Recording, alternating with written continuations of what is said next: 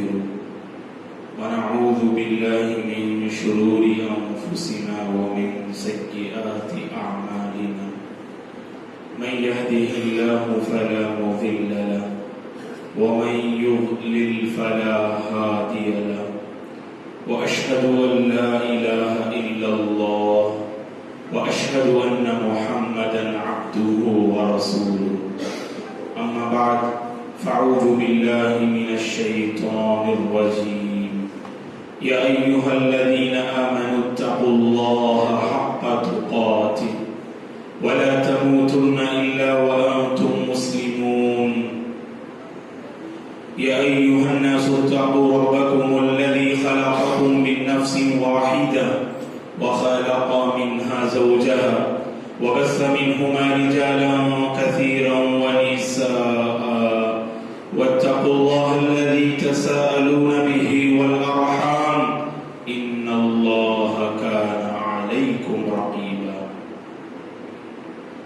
يا أيها الذين آمنوا اتقوا الله وقولوا قولا سديدا يصلح لكم أعمالكم ويغفر لكم ذنوبكم ومن يطع الله ورسوله فقد فاز فوزا عظيما فإن خير الحديث كتاب الله وخير الهدي هدي محمد صلى الله عليه وسلم وشر الأمور محدثاتها وكل محدثة بدعة وكل بدعة ضلالة وكل ضلالة في النار فأعوذ بالله من الشيطان الرجيم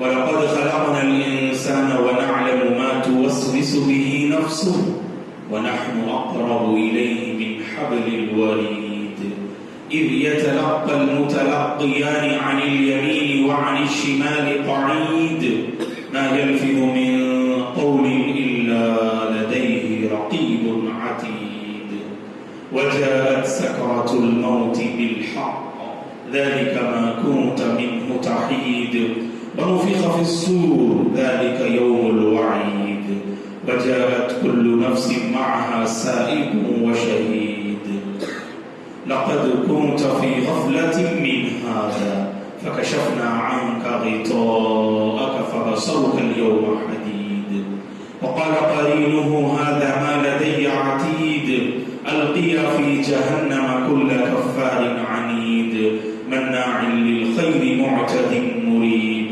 الذي جعل مع الله إلها آخر فألقياه في العذاب الشديد قال قرينه ربنا ما أطغيته ولكن كان في ضلال وبعيد قال لا تختصموا لدي وقد قدمت إليكم بالوعيد ما يبدل القول لدي وما أنا بظلام للعبيد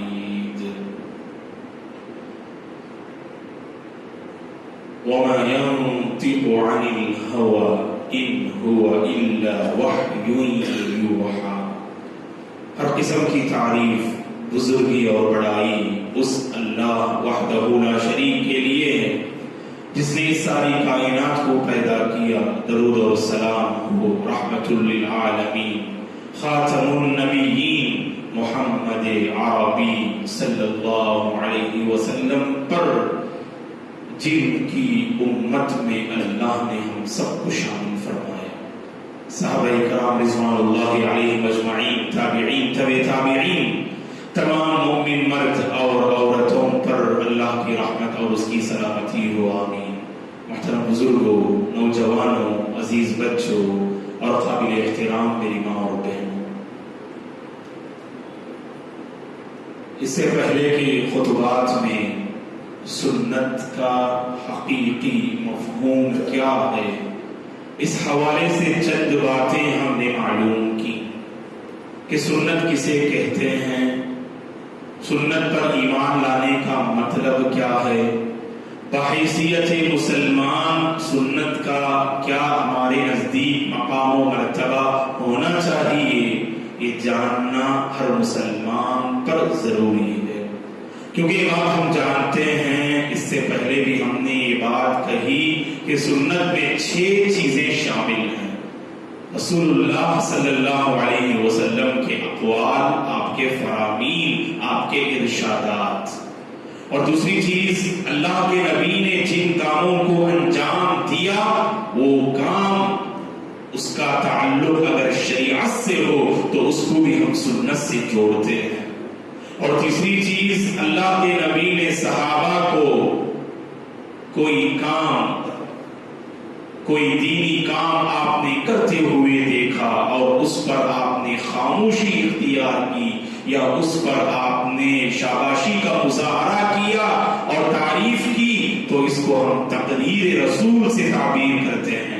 اور چوتھی چیز اللہ کے نبی صلی اللہ علیہ وسلم کیسے تھے، آپ کا جسم مبارک، آپ کا جسم مبارک، آپ کی قد اور آپ کی لمبائی، آپ کی چوڑائی، آپ کی آنکھیں، تو اللہ کے نبی کی جسامت سے متعلق معلومات حاصل کرنا یہ بھی سنت میں شامل ہے.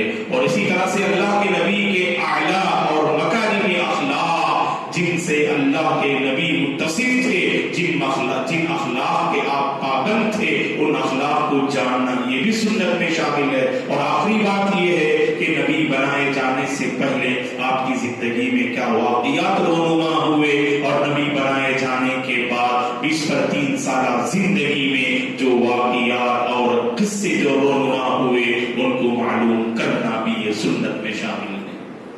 یہ 6 چیزیں سنت میں شامل ہیں: اقوالہ صلی اللہ علیہ وسلم وافعالہ وتقدیراتہ وصفاتہ الخلقیہ وصفاتہ الخلقیہ وسائر اخبارہ قبل البعثۃ وبعدها. یہ اہل علم سنت کی اس طرح سے تعریف فرمائی. آئیے سب سے پہلی چیز ہم معلوم کرتے ہیں، اللہ کے نبی صلی اللہ علیہ وسلم کے فرامین، ارشادات، آپ نے جو باتیں کہیں ان کو ہم سنت سے تعبیر کرتے ہیں. اور یہ بات ہم جانتے ہیں کہ خطبہ مسنونہ کے بعد سورہ نجم کی 2 آیتیں میں نے آپ کے سامنے پیش کی. وَمَا يَنطِقُ عَنِ الْهَوَىٰ إِنْ هُوَ إِلَّا وَحْيٌ يُوحَىٰ. نبی کی بات پر ہم ایمان کیوں لائیں، نبی کی بات کو ہم قبول کیوں کریں؟ اللہ نے اس کا جواب دیتے ہوئے کہا نبی کبھی اپنی ہوس، خواہشات کی بنیاد پر کوئی بات نہیں کہتے.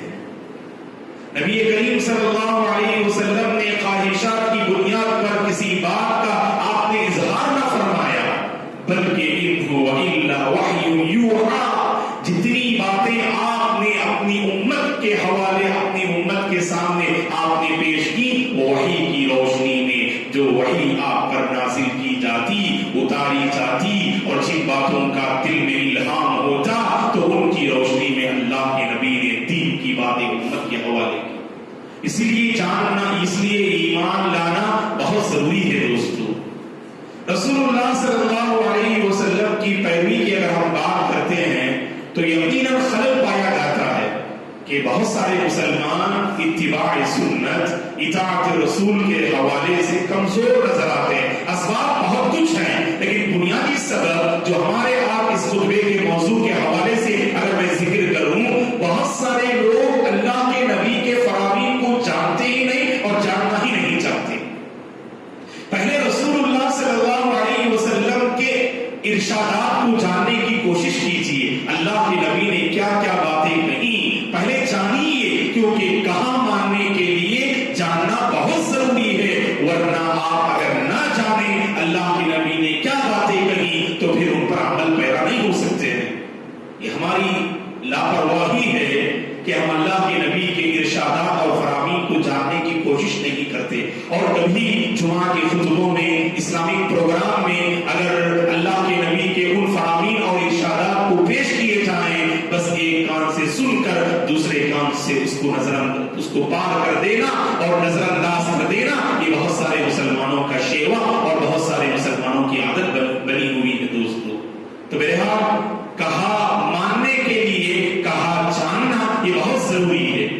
آپ اگر کہا ماننا چاہتے ہیں تو پہلے جانیے گا کہ کیا کہا صلی اللہ علیہ وسلم نے. اور ویسے احادیث کا ذخیرہ ہمارے پاس موجود ہے. اللہ کا کرم ہے، زمانے کے گزرنے کے ساتھ ترقی نصیب ہو رہی ہے اور الحمدللہ علماء، دانشوران ملت اپنے اپنے طور پر دین کی خدمات انجام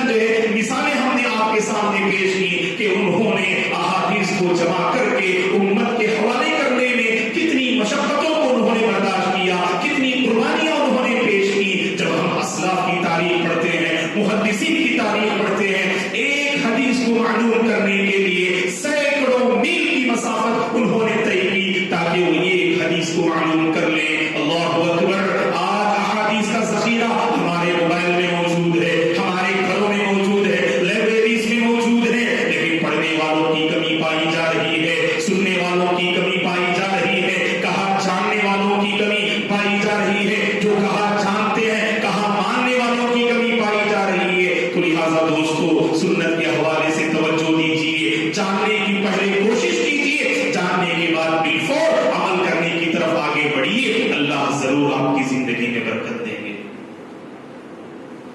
چند مثالیں میں آپ کی خدمت میں پیش کرنا مناسب سمجھتا ہوں اللہ کے نبی کے ارشادات اور فرامین کے سلسلے میں۔ رسول اللہ صلی اللہ علیہ وسلم نے فرمایا: من کذب علی متعمدا فلیتبوأ مقعدہ من النار۔ جو شخص مجھ پر جان بوجھ کر جھوٹ باندھے، اسے چاہیے کہ اپنا ٹھکانہ جہنم میں بنا لے۔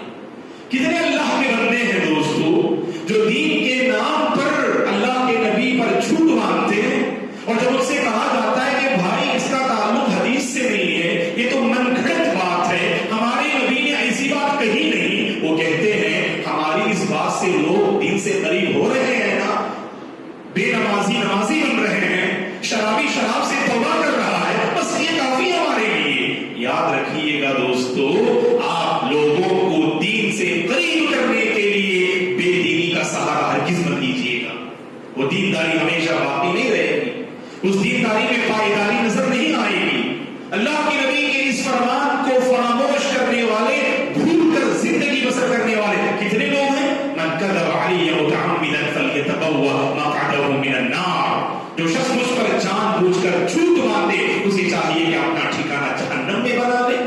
اور اللہ کے نبی نے فرمایا صلی اللہ علیہ وسلم نے: اجتنبوا السبع الموبقات، 7 ہلاک کرنے والے گناہوں سے بچو، 7 ایسے گناہوں سے بچو جو تمہاری آخرت کو تباہ برباد کر کے رکھ دیں گے۔ صحابہ نے پوچھا: وما ہن یا رسول اللہ، وہ 7 ہلاک کرنے والے گناہ کیا ہیں؟ صحیح بخاری مسلم کی حدیث سے اللہ کے نبی صلی اللہ علیہ وسلم نے ان 7 گناہوں کا ذکر فرمایا: الشرک باللہ والسحر وقتل النفس واکل الربا واکل مال الیتیم والتولی یوم الزحف وقذف المحصنات الغافلات المؤمنات۔ فرمایا صلی اللہ علیہ وسلم نے وہ 7 ہلاک کرنے والے گناہ کیا ہیں؟ اللہ کے ساتھ شرک کرنا، جادو کرنا، کسی انسان کو ناحق قتل کرنا، سود کا مال کھانا، حرام کا مال کھانا، اور یتیم کا مال ناحق طریقے سے کھانا، جنگ کے دن پیٹ پھیر کے بھاگنا، میدان جہاد اور میدان جنگ میں دشمنوں سے ڈر کر اپنی جان کو بچانے کی خاطر پیٹ پھیر کے بھاگنا، یہ بھی گناہ کبیرہ ہے اور ہلاک کرنے والا گناہ ہے۔ اور آخر میں فرمایا: پاک دامن مومن بھولی بسری عورتوں پر الزام لگانا، یہ بھی ہلاک کرنے والے گناہوں میں سے۔ جانتے ہیں یہ 7 گناہ ہلاک کرنے والے ہیں۔ گھر کا جائزہ لیا کیجیے، خاندان کا جائزہ لیا کیجیے، اپنی سوسائٹی کا جائزہ لیا کیجیے۔ یہ 7 گناہوں میں کتنے ایسے گناہ ہیں جو ہمارے گھر، خاندان اور معاشرے کا حصہ بنے ہوئے ہیں۔ جانتے ہیں، لیکن جاننے کے باوجود نظر انداز کر دینا بہت سارے لوگوں کی عادت ہوتی ہے۔ جانتے ہیں سامنے والا حرام کمائی میں مبتلا ہے، لاپرواہی، ہمیں اس سے کیا فکر؟ اللہ کے نبی کا وہ فرمان آپ کے ذہن میں ہوتا ہے، آپ کا بھائی، آپ کا قریب، آپ کا عزیز، آپ کا دوست، آپ جسے چاہتے ہیں وہ انسان جہنم کی طرف آگے بڑھ رہا ہے۔ ہلاک کرنے والے گناہ کا مطلب محدثین نے کہا یہ گناہ انسان کو جہنم تک پہنچانے والے ہیں۔ اللہ کے ساتھ شرک کرنا، جادو کرنا، ناحق قتل کرنا، یتیم کا مال ناحق طریقے سے کھانا، سود کھانا، جبکہ के दिन पीठ फेर के भागना और पाक दामन औरतों पे इल्जाम लगाना, ये 7 वो गुनाह हैं जो इंसान की दुनिया और उससे बढ़कर उसकी आखिरत को तबाह व बर्बाद कर देते हैं। तो इसको आम करने की कोशिश कीजिए। और अल्लाह के नबी ने फरमाया, फरामीन की एक बड़ी किताब हमारे पास मौजूद है दोस्तों। गुज़िश्ता जुमा हमने कहा था हजरत अबू हुरैरा अब्दुर्रहमान इब्न सखर अद-दौसी रज़ियल्लाहु अन्हु ने 5370 पर 4 हदीसें आपने रिवायत फरमाई। इब्न उमर रज़ियल्लाहु अन्हुमा 2630 अहादीस आपने रिवायत फरमाई। और ये माँ आयशा रज़ियल्लाहु अन्हा जिन्होंने 2210 अहादीस इन्होंने रिवायत की। अब्दुल्लाह बिन अब्बास रज़ियल्लाहु अन्हुमा 1660 अहादीस रिवायत की। अहादीस का इतना बड़ा ज़ख़ीरा हमारे पास मौजूद है। पढ़ने की कोशिश कीजिए, मालूम करने की कोशिश कीजिए और उनके मुताबिक अपनी जिंदगी को ढालने की कोशिश कीजिए। जैसा कि शुरुआत में मैंने कहा था, इससे पहले के खुतबे में लोग समझते हैं सुन्नत का मतलब चंद जो है मामूलात को अंजाम देने का नाम सुन्नत है। जिंदगी में चंद जो है बातों को इख्तियार करने का नाम सुन्नत है।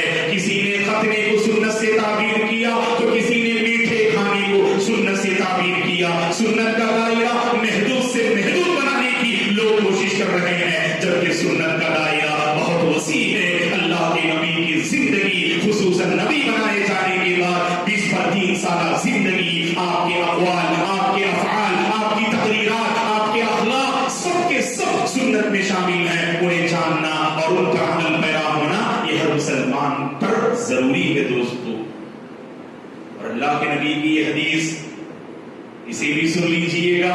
फरमाया सल्लल्लाहु अलैहि वसल्लम ने, अना अग़ना शुरकाई अनि शिर्की मन अमिला अमलन अशरक फीहि मई गैरी तरक्तुहु व शिरका। मैं शिरक करने वालों के शिरक से बेनियाज हूँ। अल्लाह के नबी ने फरमाया, अल्लाह तबारक व तआला फरमाता है, ये हदीस कुदसी है, अल्लाह फरमाता है, अना अग़ना शुरकाई अनि शिर्की, मैं शिरक करने वालों के शिरक से मैं बेनियाज हूँ। और आगे अल्लाह फरमाता है, जो बंदा कोई ऐसा काम करता है, जब कोई बंदा कोई काम करता है सिर्फ अल्लाह की खातिर उसे अंजाम नहीं देता, अल्लाह के साथ वो औरों को भी शरीक करता है, नमाज पढ़ता है, अल्लाह के लिए भी पढ़ता है, औरों को राजी करने के लिए भी पढ़ता है, ज़कात देता है, अल्लाह को राजी करना भी मकसूद है, औरों को खुश करना भी मकसूद है। अल्लाह ताला फरमाते हैं, हदीस कुदसी है कि मैं उसको और उसके अमल को छोड़ देता हूँ। मुझे ऐसे अमल की कोई जरूरत नहीं जिसमें दूसरों की मिलावट हो, जिसमें दूसरों को शामिल किया जाए। अल्लाह ताला तो उस अमल को पसंद फरमाते हैं जो खालिस उसी को राजी करने की खातिर अंजाम दिया जाए।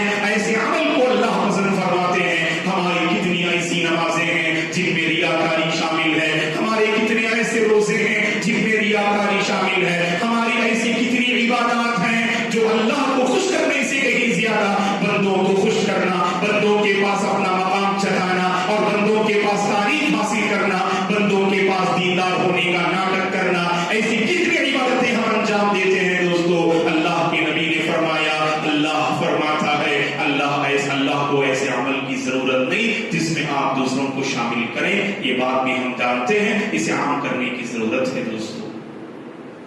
और इसी तरह से वो हदीस भी हमें याद होगी, सही बुखारी मुस्लिम की। अल्लाह के नबी ने फरमाया सल्लल्लाहु अलैहि वसल्लम ने, अकबरुल कबाइर अल इशराकु बिल्लाह व उकूकुल वालिदैन व शहादतुज़ ज़ूर।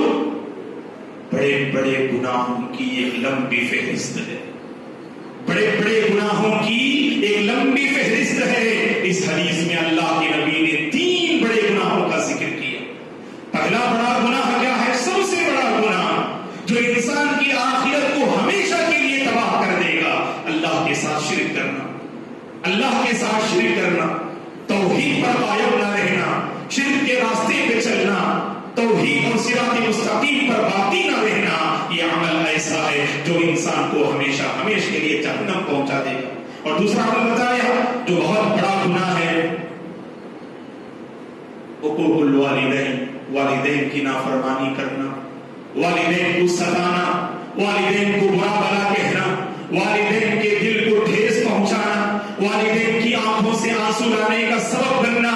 कितने ऐसे अल्लाह के बंदे और बंदियां हैं जब شعور کے مرحلے میں قدم رکھتے ہیں، شعور کا تقاضا یہ ہے اپنے ماں باپ کے دل کو موہ لینے اور جیتنے کی کوشش کریں۔ شعور کے مرحلے میں قدم رکھنے کے بعد سب سے زیادہ پریشان کرنے والے ان کے بچے ہوا کرتے ہیں۔ بچپن میں اگر بچے ماں باپ کو ستاتے ہیں، عقل مندی نہیں، دانش مندی نہیں، ہوشیاری نہیں، شعور نہیں، احساس نہیں، اس لیے بچے ستا رہے ہیں۔ تعجب تو ان نوجوانوں پہ ہوتا ہے، تعجب تو ان نوجوان لڑکوں لڑکیوں پہ ہوتا ہے جو باشعور ہیں، جو زندگی کو سمجھتے ہیں، پھر بھی سب سے زیادہ ٹھیس اور تکلیف اپنے ماں باپ کو پہنچاتے ہیں۔ اللہ کے نبی نے فرمایا یہ عمل ایسا ہے، یاد رکھنا، یہ دنیا بھی آپ کی تباہ کرے گا، آخرت بھی آپ کی تباہ کرے گا۔ ماں باپ کے آنسو کافی ہیں آپ کو برباد کرنے کے لیے۔ اللہ کی خاطر ماں باپ کو ستانا نہیں دوستو، ماں باپ کو رلانا نہیں۔ یہ بات ہم جب سنتے ہیں عمل کی کوشش کیجیے۔ کتنے ایسے بچے ہیں جو اپنے ماں باپ کی عزت نہیں کرتے۔ بچپن میں آپ نے اپنے ماں باپ کو جس انداز سے بلایا، اب تو باشعور ہے نا، آپ پسند کرتے ہیں اپنے سے بڑوں کو آپ اس انداز سے مخاطب کریں جیسے چھوٹوں سے مخاطب ہوتے ہیں۔ آپ ان الفاظ کو ہم زبان پہ لانا بھی پسند نہیں کرتے۔ ایسے بعض بچے ہیں جو اپنے ماں باپ کی عزت کرنے کو اپنے لیے شرم محسوس کرتے ہیں۔ اللہ ایسے بچوں کو ہدایت دے۔ نہیں دوستو، آپ نے سب کو خوش کیا، سب کو راضی کیا۔ دوستو احباب کی مجلس میں آپ کی تعریف ہوتی ہے، اگر باہر جاتے ہیں تو لوگ آپ کو پسند کرتے ہیں، آپ کے وجود کو تسلیم کرتے ہیں، لیکن ماں باپ پر آپ بوجھ بنے ہوئے ہیں۔ یاد رکھیے گا، اللہ کی قسم آپ اس دھرتی پہ بوجھ ہیں، آپ اس دھرتی پہ بوجھ ہیں، آپ سب کے لیے رحمت، ماں باپ کے لیے زحمت۔ سمجھ لینا اللہ تعالیٰ آپ سے ناراض ہو گیا، اور اللہ کی ناراضگی کو مول کر کبھی آپ کامیاب نہیں ہو سکتے۔ بظاہر آپ کی یہ کامیابی، بظاہر یہ چمک دمک، بظاہر یہ آپ کا آگے بڑھنا یہ ہمیشہ کے لیے نہیں رہے گا، بلکہ بہت جلد تباہی ہوگی، بہت جلد زوال ہوگا۔ اسی لیے اپنے ماں باپ کو راضی کرنے کی کوشش کیجیے، ان کا کہا مانیے، ان کے حق میں ایک فرمانبردار بیٹا، فرمانبردار بیٹی کی حیثیت سے ابھر کر آنے کی کوشش کیجیے۔ اور سب سے بڑا مسئلہ جانتے ہیں آج ہمارے گھروں کا کیا ہے کہ جب ماں باپ صحت مند ہوتے ہیں، آپ ان کا خیال کرتے ہیں، آپ ان کی پرواہ کرتے ہیں، ان کے جذبات کو سمجھتے ہیں، ان کے شانہ بشانہ چلتے ہیں، اور ان کے احساسات کو سمجھ کر اس کے مطابق گزارنے کی کوشش کرتے ہیں۔ لیکن عمر کے جس مرحلے میں وہ پہنچتے ہیں جہاں پر وہ دوسروں کے محتاج ہوتے ہیں، جہاں پر وہ اپنے بچوں کے رحم و کرم کے محتاج ہوتے ہیں، ایسے موقع پر ہی ہمارے بہت سارے بچے اپنے ماں باپ کو ستانے اور پریشان کرنے والے ہوتے ہیں۔ اللہ نے کہا ماں باپ جب بڑھاپے کی عمر کو پہنچ جائیں، خصوصاً وہاں اف تک مت کہو آپ، شاید کہ ان کی زندگی آپ کے حق میں بوجھ بن جائے، شاید کہ ان کی زندگی آپ کے حق میں بوجھ بن جائے۔ اس زندگی کو آپ بوجھ نہ سمجھنا، کیونکہ اس دنیا میں وجود میں لانے کا ذمہ دار اللہ کے فضل کے بعد آپ کے ماں باپ ہیں۔ یہ ماں باپ کی مرہون منت ہے، جو کچھ ہے آپ اللہ کے فضل کے بعد اپنے ماں باپ کی مرہون منت ہے۔ اس کو آپ سمجھنے کی کوشش کیجیے دوستو، اپنے بوڑھے ماں باپ کا سہارا بنیے، ان کے جذبات کو سمجھنے کی کوشش کیجیے۔ رب ارحمہما کما ربیانی صغیرا، اس دعا کا کثرت سے اہتمام کیجیے۔ اس حدیث میں اللہ کے نبی نے 3 بڑے گناہوں کا ذکر کیا۔ پہلا گناہ اللہ کے ساتھ شرک کرنا، اور دوسرا گناہ ماں باپ کی نافرمانی کرنا، اور تیسرا گناہ جو سب سے بڑا گناہ ہے، فرمایا صلی اللہ علیہ وسلم نے شہادت الزور، جھوٹی گواہی دینا۔ آج ہم دوستو احباب کے حلقے میں دیکھتے ہیں کسی کو ذلیل کرنے کے لیے ایک دوست تیار ہوتا ہے اور جھوٹی گواہی دیتا ہے، وہاں وہ موجود ہی نہیں تھا، کہتا ہے اس موقع پہ میں موجود تھا، اس نے یہ غلطی کی، میں نے اپنی آنکھوں سے دیکھا۔ یاد رکھنا، اگر آپ جھوٹی گواہی دیتے ہیں، یہ جھوٹی گواہی آپ کی آخرت کو تباہ و برباد کر دے گی۔ خاص کر دوستوں کی مجلسوں میں یہ جھوٹی گواہی آج عام ہوتی جا رہی ہے۔ یہ دوست ٹارگٹ کرتے ہیں کسی انسان کو ذلیل کرنے کے لیے، سب جمع ہو جاتے ہیں اور اسے ٹارگٹ کر کے اسے نقصان پہنچانے کی کوشش کرتے ہیں۔ بہرحال یہ 3 بڑے گناہ ہیں دوستو، ان سے ہمیں بچنا چاہیے۔ اللہ کے ساتھ شرک کرنا، والدین کی نافرمانی کرنا، اور اور جھوٹی گواہی دینا. خلاصہ کلام یہ ہے، اور بھی بہت سارے فرامین اور ارشادات ہیں، وہ انشاءاللہ آنے والے خطبے میں ہم معلوم کرتے ہیں. کہنے کا مقصود یہ ہے دوستو، اللہ کے نبی کی جو سنت ہے اسے جاننے کی سب سے پہلے کوشش کیجئے اور اپنے اندر ایک بیداری لائیے. ہمارے اندر اتنی کمزوری پائی جاتی ہے، آپ سنت کے پابند ہیں لیکن گھر کا کوئی نوجوان، گھر کا کوئی بچہ یا آپ کے دوست و احباب میں سے کوئی اگر سنت کی مخالفت کرتے ہیں، اتنی ہمت ہمارے اندر نہیں ہوتی آگے بڑھ کر انہیں سمجھائیں، انہیں بتائیں بھائی اس کا تعلق سنت سے نہیں ہے، آپ بدعت میں مبتلا ہیں، اللہ سے توبہ کیجئے، سنت کو اختیار کیجئے. کہہ کر دیکھیے، شرمانے کی ضرورت نہیں. کیا پتا آپ کے کہنے سے وہ بندہ صحیح راستے پر آ جائے. یہ افسوس کے ساتھ ہمیں کہنا پڑتا ہے دوستو، آج سے چند سال پہلے اللہ کا کرم تھا کہ بستی میں جب ربیع الاول میں ہم داخل ہوتے تھے، ربیع الاول کی 12 تاریخ کو جشن میلاد النبی کے نام سے ہماری بستی میں کوئی پروگرام نہیں ہوتا تھا، کوئی جشن نہیں منایا جاتا تھا. لیکن افسوس کے ساتھ یہ کہنا پڑتا ہے گزشتہ لاک ڈاؤن کے بعد سے 2-3 سالوں میں آئے دن اس میں اضافہ ہو رہا ہے. میں ہماری اپنی اس بستی کرناٹک کے علماء اور تمام مساجد کے ذمہ داران سے اپیل کرتا ہوں، اس معاملے پہ توجہ دیجیے، نظر انداز مت کیجیے. اگر آپ نے نظر انداز کیا، ایک دور ایسا آئے گا ہماری ہر گلی میں جشن منایا جائے گا.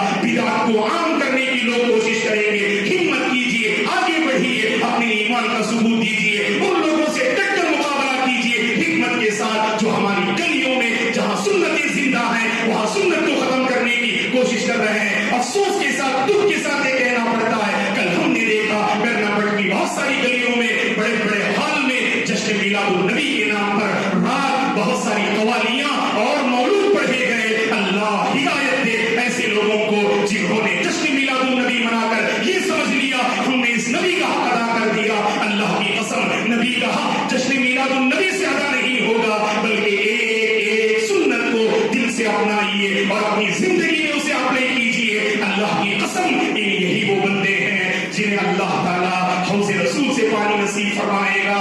ورنہ یاد رکھیے گا، جشن میلاد النبی منانے والے کل حشر کے میدان میں حاضر ہوں گے، حشر کے میدان میں حاضر ہوں گے. من کرے گا اللہ کے نبی وہاں موجود ہیں، حوض پر انتظار کر رہے ہیں، چلتے ہیں، اللہ کے نبی کے دست مبارک سے پانی پیتے ہیں. اللہ کی قسم، اللہ ایسے لوگوں کو پانی نہیں میسر فرمائیں گے.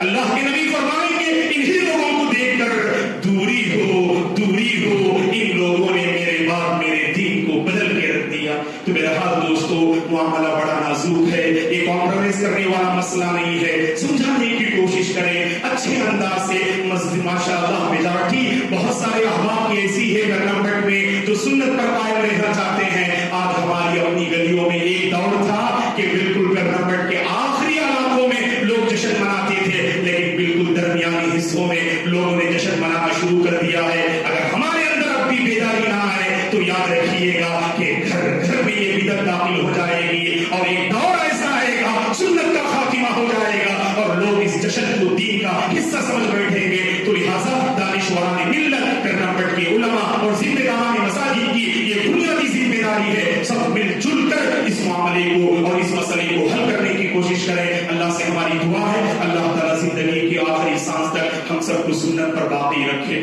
ہم سب کو سنت پر باقی رکھے. جہاں جہاں بدعات رائج ہو رہی ہیں، بدعات کا خاتمہ کرنے کا حوصلہ اللہ ہمارے اندر پیدا فرمائے. اتنا ایمان، اتنی ایمانی غیرت اللہ ہمارے اندر پیدا فرمائے کہ جہاں برائی دیکھیں اس برائی کا خاتمہ کرنے کی سخت اور طاقت اللہ ہمارے اندر پیدا فرمائے. جب تک اللہ اس دنیا میں ہمیں باقی رکھے، سنت پر باقی رکھے اور سنت ہی پر اللہ ہم سب کو خاتمہ نصیب فرمائے. اللہ ہمارے مسائل کو حل فرمائے. اللہ تعالیٰ ہر مشکلات سے ہم تمام کی حفاظت فرمائے. صبر والی، ایمان والی زندگی اللہ ہم سب کو نصیب فرمائے.